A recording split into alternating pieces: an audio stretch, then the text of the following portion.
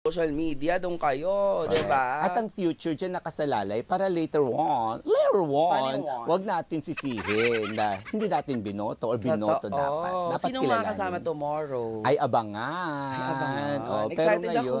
Ngayon, parang senador din yung kasama natin sa trending masyado. Correct. Trending na trending. Correct. Kahapon pa. Actually, nung undas pa. Actually. Mali. Hindi, trending talaga kasi natatawa yung mga tao. Sabi sa akin ng mga tao, inaway pa nga ako. Sabi sa akin, bakit naman nauna pa yung Big Four bago naman siya talaga nag-guest? Opo, di ba nga po, in-explain ko na po yan kasi po, nauna po yung mga Big Four dahil po nung pagka-eliminate po niya sa PBB, syempre ang next po nun, we're preparing for the big night, medyo nagkaano lang po yung schedule, pero wala naman po kung anong nangyari, walang briefing, walang wag kayong dunong-dunungan ha. Eto na. Kasi nga pinangako namin, dapat lahat ng lumalabas, dumadaan dito. Eto na to. I-welcome na natin, syempre, mula sa Pinoy Big Brother Gen 11, please welcome JM Ibarra. Hello po. Hello po, ma'am. Hello po. Grabe yung ma'am. Hello, Papa Awel, Mama Jaiho. Hello po, Ma'am Jaiho. At Papa Awel. Yes, hello. Yes. Kung matatandaan nyo nga po, kanina off-air, pinag-uusapan namin before, nakabonding na natin sa Showbiz Sidelines ang kanyang napakagwapo rin kapatid, diba? Correct. Si Lander. Yes. Ganyan. Pero that time wala pa yung PBB noon. Hindi pa sila nakakapasok. Pero welcome to the program. Thank you po. How are you? We believe that you're very busy today. Parang umaga pa lang or hapon pa lang, sunod-sunod na yung mga ganap mo. Kamusta? Enjoy ho. Nakakapagod lang ho. Actually, hanggang ngayon po, hinahapo pa po. Ba't saan ka magaling? Pwede po ba? Hindi, I mean, saan ka magaling? Buong ABS ba nilibot mo ngayon? Apo. Tama. Buti nagkakaintindihan tayo sa mga isasagot, no? Oo, nagkakaintindihan tayo. Oo, sa mata-mataan lang tayo. Kung dati merong mata-mata School of Acting, ngayon meron ding mata-mata School of Answering. Yes, ganyan. Hindi kasi may mga surprises tayong dapat nilang abangan. Hindi, tsaka maganda talaga ang mata ni JM. Pag nag-smile siya, he smiles through his eyes. He smiles also nakikita sa mata, di ba? That's why your fans love you so much. Are you aware? And alam mo na masyado ka nang niyayakap ng mga fans mo, hindi lang sa Pilipinas, kundi sa buong mundo. How do you feel about that? Sobrang na-appreciate ko po yung part na yun at hindi ko rin naman ina-expect na lalabas po ako ng ganun. Kaya sobrang nakaka-appreciate po yung ganun. Oh my God, grabe. Almost 10,000 na live yung nanonood sa atin. Kanina pa sila nagme-message. Actually, punong-punong-puno. Parang mag-give up na. Sa isang platform pa lang yan sa YouTube. Marami pang nanonood sa atin sa TFC at sa I Want TFC. Kaya, pwede ba isang bonggang-bonggang greeting sa mga nanonood sa'yo sa buong mundo at online? Hello po sa mga nanonood po ngayon. Mag-iingat ho kayo palagi at pasensya na po kung na-late po ako. Andito na po ako ngayon. Ingat po kayo palagi. Magalit, no? Huwag na po kayong magalit. Andito na po. Ay, kamusta ka sa lahat ng nangyayari after mong lumabas sa bahay ni Kuya? Kasi I'm sure, di ba, parang lahat bago sa'yo eh. Di ba, lahat ng to ay dating pinangarap mo lang, pero now it's all finally happening. Nung after ko po ma-evict nun, sobrang overwhelming po kasi hindi ko ina-expect na ganun yung bubungad sa akin, ganun ho kalaking bubungad sa akin. So hindi ho ako sanay at sobrang, hindi ko alam, may mabigat ho sa pakiramdam ko nung time na yun eh. Pero as of now ho, nakakasanayan ko na rin naman ho, nasasanay na ho ako sa ganun. At enjoy, masaya po. Oo, pero bago yung PBB journey mo, sino si JM? Ano ba si JM? Ikaw ba, nag-aaral ka ba? Ikaw ba ay nandun na sa moment kung saan na-experience mong pumila na sa iba't ibang mga auditions, etc. Can you take us back doon sa kung sino ka before ka namin mahalin at kilalanin sa PBB? Si JM po, before mag-PBB, nag-stop po ako sa school nun. Gawa po sa financial status po namin nun sa family. At ayun ho, dahil ho, medyo bumaba ho yung negosyo ho namin, mas pinili ko hong maghanap buhay ng pansarili ko ho, mag-racket-racket kung saan ho may pera at talagang papasukin ko ho yun, mapa-judge po sa kung saang pageantry, kung saang ho festival. At most of the time nga po, sa carpooling po ako, dun po ako madalas kumikita ng pera. At Ayun po, before po ako mag-PBB, yun po yung pinagkakaabalahan ko. Di ba? Perfect ka for tonight's episode. Narinig natin, di ba? Coming from him. Before, Pinoy Big Brother, rumaraket-raket. Yan ang ating main essence of the program, showbiz sidelines. Correct. Di ba? Yan, narinig natin na rumaraket, nagja-judge ka for you to be able to help your family, ganyan.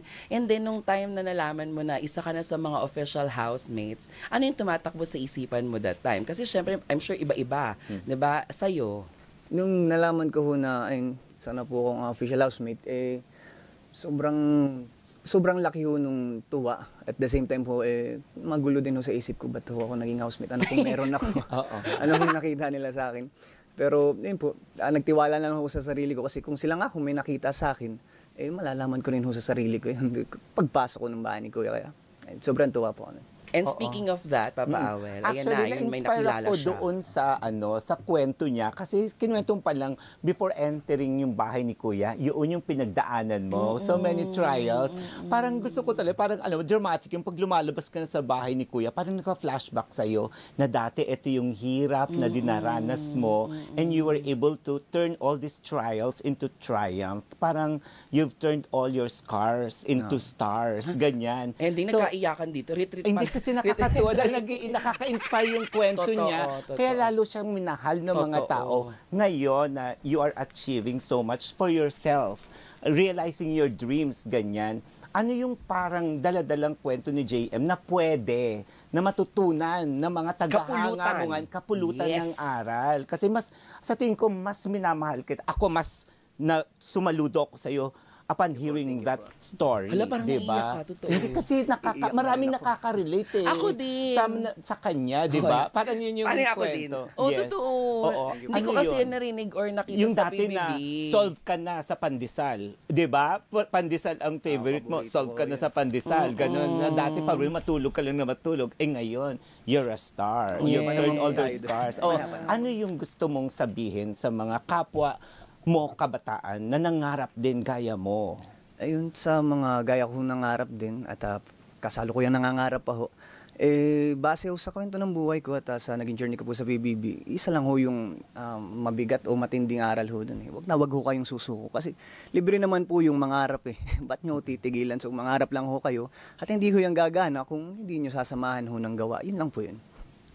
Diba? Yun. Kasi nakita lang natin talaga kung sino si JM, yung mga na-entertain tayo habang pinapanood natin siya sa PBB. Pero ngayon na nagsasalita na siya mula sa kanyang puso't isipan, iba ang dating nun sa Kasi diba, mga humanga many sa people kanya. can judge you just because napapanood, nakikita ka nila without knowing who you really are. Correct. Diba? It's sad truth and reality na dahil na may minsan silang hindi ka na nila nagustuhan na nakita sa'yo. Yes. Ang ending, parang buong buhay, kilala ka na nila, pero hindi Correct. nila alam yung struggle na pinagdadaanan mo.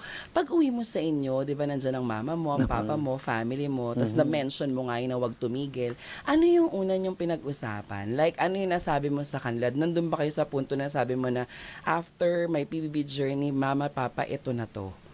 Magiging maayos na ulit ang lahat. Tutulungan ko kayo, ang pamilya natin. Can you kwento? Sa Arte-arte ng kwento. Oo. Tagasan? Oo, yun. Taga Mambugbakor lang naman kami, di ba? Tapos yung kinukwento ko, di ba? Wow!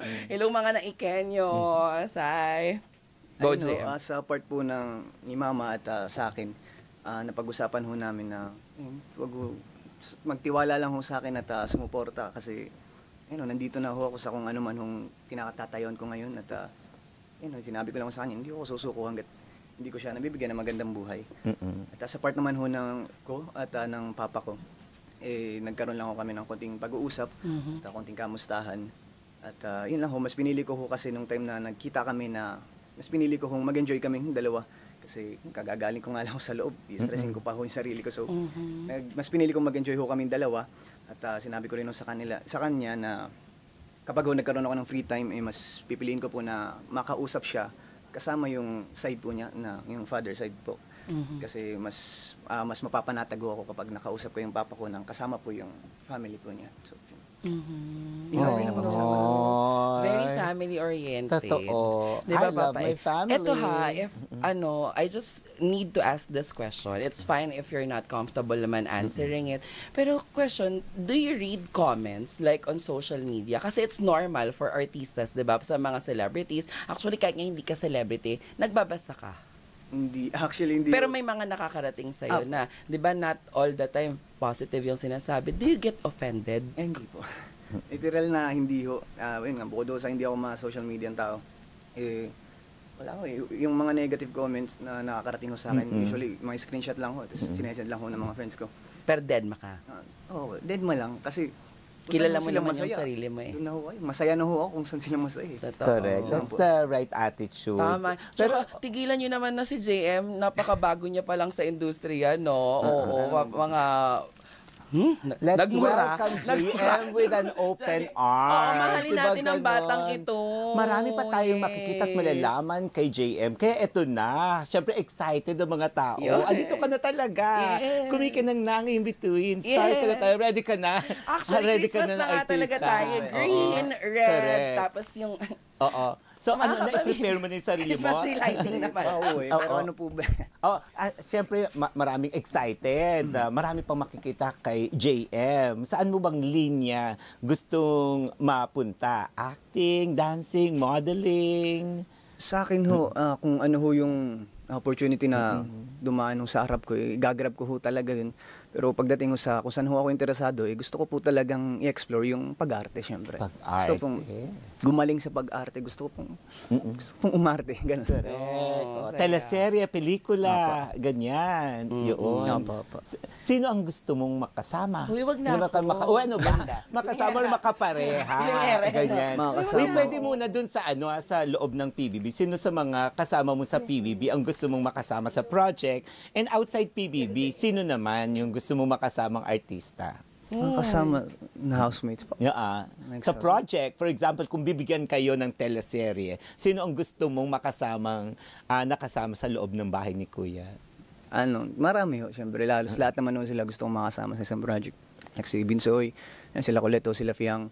Lahat, actually, kung sino hong Sino naglagay ng Oo, kasi may ng kinikilig. sound effects May dito? kinikilig. Hindi ako yun, mga kaserbisyo. Ha? Kayo, naglalagay kayo, iniingatan ko nga na Correct. magdikit-dikit yung mga pangalan, nilagyan Oo. nyo. Mga kaserbisyo, hindi po ako nagpindot nun, ha? Pero eksakto naman, kay Binsoy nila nagsimula, parang ganyan. Yeah, actually, diba? Nag-iingat nga ako, di ba? Eto naman yung parang wishlist lang, outside sa bahay ni Kuya, sino yung mga napapanood na natin, mga veteranong artista na ang gusto mo makasama sa proyekto? sa labas ho ng bahay ni Kuya, syempre, nag-iisang Joshua Garcia, yun yung iniidolo. Joshua na trending yung Siargao na topless photo. Correct. Nakakainis. Oo, Joshua Garcia. Yun. Totoo. Uy, di ba now you're ganda ng buhay close. Di ba you're now part of Star Magic na. Nakakatuwa. Under ka kay Ate Gidge. Ang kasama dyan sila Janela Salvador. Di ba? Oo. Sino pa bang mga kasama niya dyan? Sina Janela. Sina Andrea Brillantes, ganyan. Yan, nung nalaman mo na yun yung mga magiging kapatid mo kay Ate Gidge, anong na-feel mo na, hala, dati pinapanood ko lang to, ngayon parang one of din ako sa kanila. Yun, no. Nung nalaman ko ho yun, ang hirap pong paniwalaan kung andito na ba ako talaga? May kasama ko na ho ba sila? Mga iniidolo ko lang ho. Ngayon, wow. Ganun pakiramdam ho. Na nakakakaba rin kahit ganun. Correct. Nakikita mo yung mga siniship-ship sa'yo. Kasi sa lahat ng mga housemates, di ba ganun, may mga shinip na kung kani-kanina, nakikita mo, paano mo yung tinitake? Kasi syempre, totoo po ha, ang hirap sa part nila kasi wala silang idea inside the house sa nangyayari outside. Tapos paglabas nila, makikita po nila na iba't ibang pangalan ang dinidikit sa kanilang mga pangalan.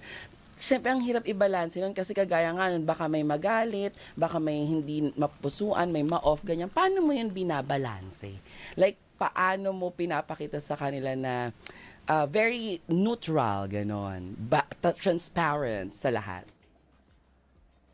Ayun. Ayun ho, siguro nagiging nagiging neutral din naman ho ako. Nakabahan sa sasagot niya. Huwag kang kabahan. Oo, huwag ka mag-alala. Andito ako to guide you, oh. Tinitingnan kita. Sasaluhin kita, JM. Huwag ka mag-alala. Oo. Ayun lang.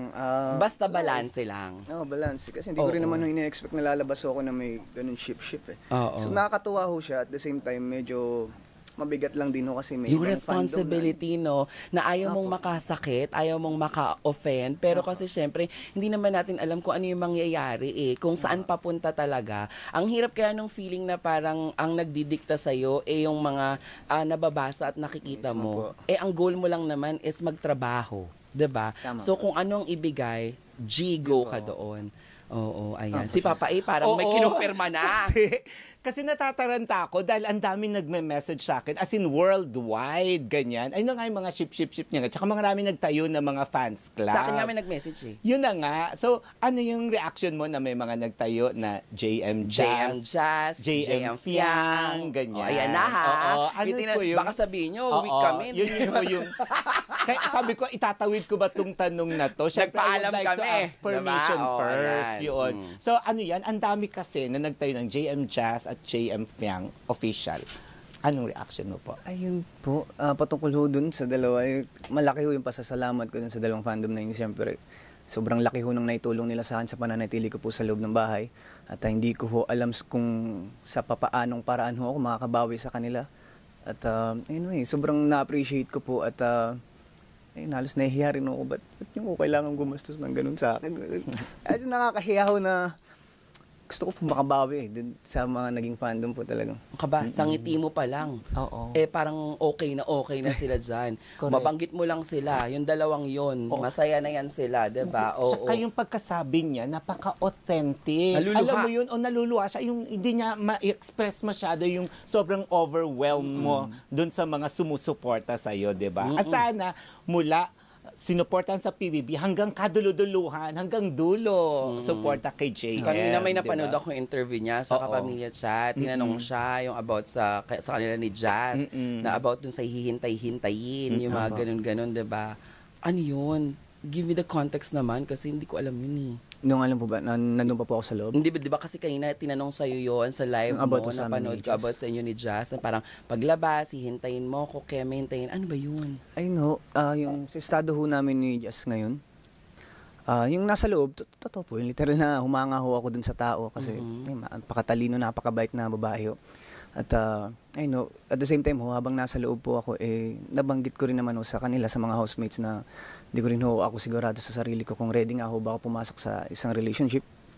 Kasi mas gusto ko pong unahin yung sarili ko, yung pamilya ko. At yun nga ho, lalo tigit sa lahat. At lalo tigit ho sa lahat, hindi ko ho nakamtan yung ninanais ko dun sa bahay ni Kuya na makabilang ho sa Big Four at manalo. So wala ho, no choice ho ako kundi after ng eviction ko po, kailangan ko po munang itaas yung sarili ko. Kailangan ko po munang unahin yung sarili ko. At napag-usapan naman po namin ni Jess. Ang ganda niyan. Sana lahat natututunan na unahin ang sarili. Kasi 'di ba, pagdating sa ibang mga bagay-bagay, minsan inuuna natin yung ibang tao para i-please sila. So this time, the way that you're speaking now and talking to us, saying na ito yung time mo para sa self mo, go for it, 'di ba? Saka, yun nga ho kumbaga patungkol sa isang relasyon, hindi na ho ako teenager Kumbaga, 24 years old na ho ako. Konti lang, 22 lang ako. Ano ba? Oy, Chareng. Nilalait ko lang. Kumbaga, sa priorities ko ngayon, talagang pamilya muna. Sarili ko ho muna talaga. Hindi na ako binata. Ito na next, Papa. At tinanong ko yung JM Jazz. Hindi ako magiging fair kung hindi ko itatanong JM Fiang. Of course. Kamusta naman yun? Siyempre, dami rin kinilig sa inyo. Meron ako napanood na clip sa TikTok, yung sabi mo may lalaki. Hindi mo may ganun sa swimming pool. Yung parang may lalaki ka naggaling sa basketball na parang dumayo sa liga. Di ba may ganon? Nakita ko yun. Parang may lalaki ka dumayo ka sa liga, ganyan. Di ba may ganon? Na nag-basketball, na laro. Kamusta naman yung friendship nyo naman ni Fiang? Nung nasa lubo kami ng bahay. Sobrang madikit kayo, close kayo talaga. Kasi parang siya one of the boys din siya na parang dead ma siya, ganon. Nung nasa lubo kami ng bahay, gaya ho nung nasabi niyo, literal na nagbabardago na lang ho talaga kami sa loob. At komportable ho kami sa isa't isa. At hindi ko ho, sobrang nagulat din ho ako nung after na eviction ko na May kay ganun. JM Piang na ganun ho kalaki na. Anong meron? Ano kung nakita nyo na normal lang ho kami nagtatrato bilang kaibigan doon sa loob ng bahay. Normal lang ho kami nagbabardago na nag-aasaran. So, pero at the Nagulat same- ka? Oo naman po. Literal na Correct. nagulat ho. Wow. Oo. Ano bang hinahanap ng isang Kapitan Ibarra, 'di ba? Sa isang babae na halimbawang pasado sa kanya na ay check to, check to, Ay. check to. Ganon. Wala. I mean, wala. Wala. Sorry, pasok ako. Sorry. Kasi wala eh. Walang hinanap eh. Pasok ako. Wala. Wala I ka mean, dun. kung, Galing. wala ho. I mean, Yung RM mo kasi, RM ko Oo, dati yan eh.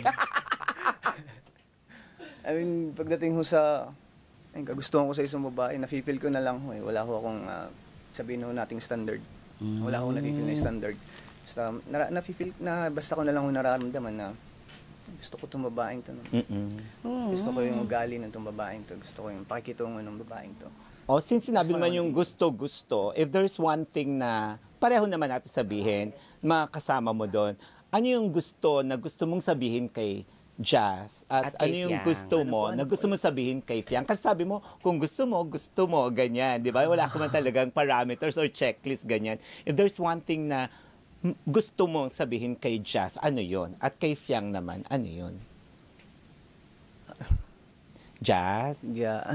Just be yourself. Jazz, Jazz, once. thank you. Message. Oh, anong message mo? Sige, go. Ay, simple lang. Gusto ko lang sabihin sa kanya na ay, galingan niya sa career niya ngayon at ay, pilitin niya maging successful kasi para sa kanya rin yun. At ayun lang, may tiwala ako sa kanya na magagawa niya yun. At kay Fiang, Kay Fiang, same thing. At ayun, panatilihin mo yung ganong, yung kung sino ka, yung pagiging totoo mo kasi diyan ka nakilala eh. Yun yung tumatak sa mga tao at diyan ka nila nagustuhan. At marami kami na ganun. At yun, alam ko rin naman gagalingan nung a girl na yun. Tiwala din ako dun. yay! Naku, record-breaking ang guessing ni JM, Yes, mga kaserbisyo. Dahil umabot lang naman po tayo ng live concurrent viewers ng almost 11,000 sa ating YouTube channel sa oras na ito. Yes. Kaya JM, pasalamatan mo lahat ng nag-abang sa'yo. Simula kaninang umaga, simula kagabi nung nagkaroon ng announcement. So JM, take it away. Ayun po sa mga kasalukuyang nanonood ho ngayon, maraming salamat ho. 13,000 na pala ang live concurrent viewers. Maraming salamat ho sa panonood nyo at maraming salamat din ho sa paghahantay. Pasensya na ho at na-late ako. Babawi na lang ho ako. Maraming salamat po. Bongga! Ayan. JM, ikaw na magsabi sa kanilang lahat na gabi-gabi silang tumutok, manood dito sa Showbiz Sidelines. Ayan, tayo magpapaalam na papaawal. Kita-kits tomorrow. Kaya JM, ako po si Jaiho. At ako naman po si Papa Awal Paz. At ikaw parang DJ ka, kunyari. Yes. Ako po si JM Ibarra, kahit ano gusto mong sabihin. At gabi-gabi kayong tumutok dito lang sa Showbiz Sidelines. Dito yan. At ako po si JM Ibarra at gabi-gabi ko kayong tumutok dito lang sa Showbiz Sidelines. Yes! Thank you very much.